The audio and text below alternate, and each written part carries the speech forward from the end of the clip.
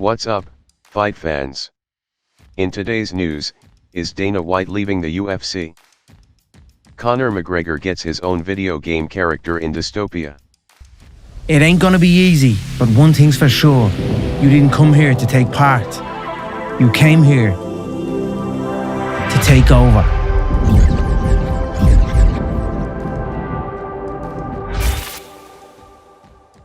Is Khabib not retired? Khabib leaves a cryptic post on his Instagram.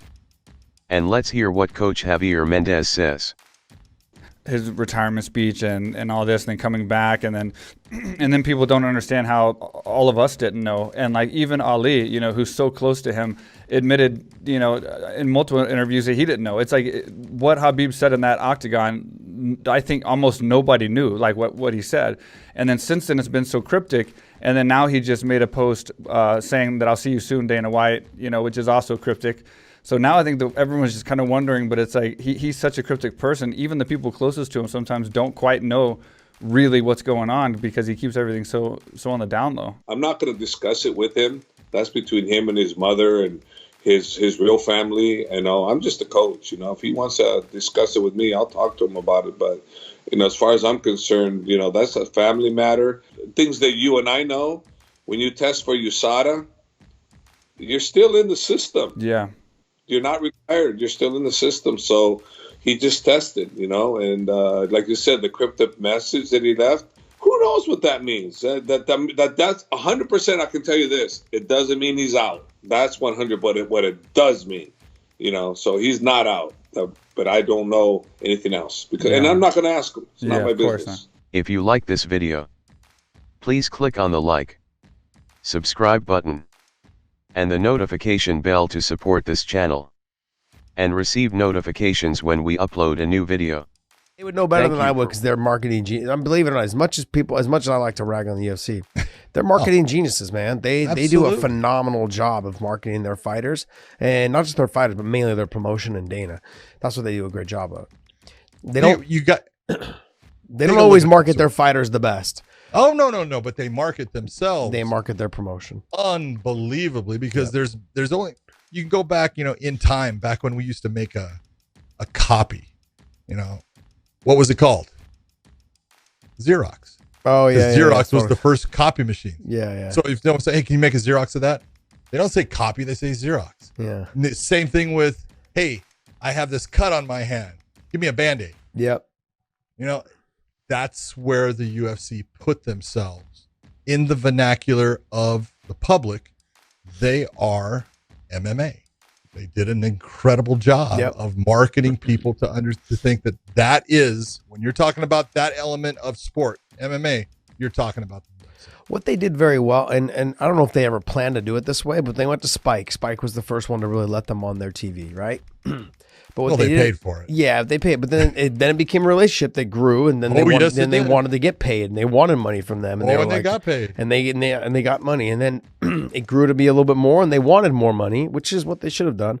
But then they found themselves, they went to Fox, and after Fox, now they're at ESPN. What they've done now is they've bounced around from network to network, and they've actually brought in those networks' fans that never had heard about them before. And so I don't know if in theory, I don't think they really meant to do it, that like bounce from network to network, but that helped them, I think, a ton because they got onto Fox. Like when it was the NFC Championship game to see who was going to go into the Super Bowl. And Benson Henderson and I were fighting in Chicago like in 2 weeks. And that was all over the fucking game. Everywhere on Fox. It was like Josh Thompson, Benson Henderson, Josh Thompson. It was like, dude, and your head was going. Oh no, it swelled so big. It swelled so big. I mean, I remember sitting in my buddy's sushi spot here in San Jose, called Blush here in San Jose. It was so nice little outdoor seating area, and they had big old TVs out, and then I'm sitting there eating sushi, with some friends and family on Sunday afternoon, and it was crazy, man. Crazy. People are like, oh my God, it's you. And I'm like, you know what I mean? Like, that's how they've marketed this. And they left them. And now you go to ESPN, where anybody that wants to watch any sports, especially in this year, it's just plastered with UFC stuff. No one's talking about basketball. No one's talking about baseball. They don't give a shit about that right now. They don't care about football now has also become a little more like they're talking about fighting. And I think that's a little bit of why Bellator is getting a little bit more recognition, as well as the fact that they are putting on better fights. The matchmaking has gotten a lot better. The silver lining in this whole thing of COVID is that we didn't have to worry about ticket sales. Now we don't have to worry about having ticket sales in these new cities that we're going to.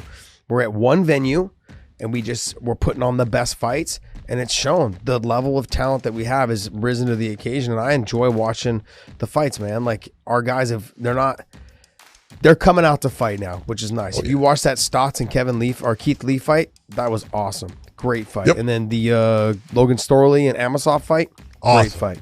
I can't take anything away from, the other guys that fought, but it's like those two fights are the ones that stuck out the most in my mind at the time.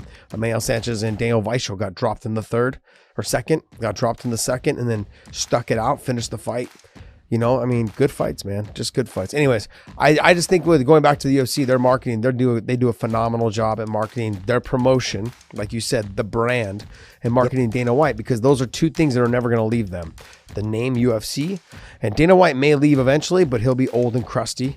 Okay, and when he does leave, he ain't leaving anytime soon. People keep saying that, like, who's going to replace him? No, he's not. No one's. He loves it. That dude is not leaving. Stop, No. people. Stop. So like, who's going to replace him? You talk about people, and I used to say this all the time, especially with people that got up into upper levels of like the police departments and things like that, became commanders or deputy chiefs or anything like that.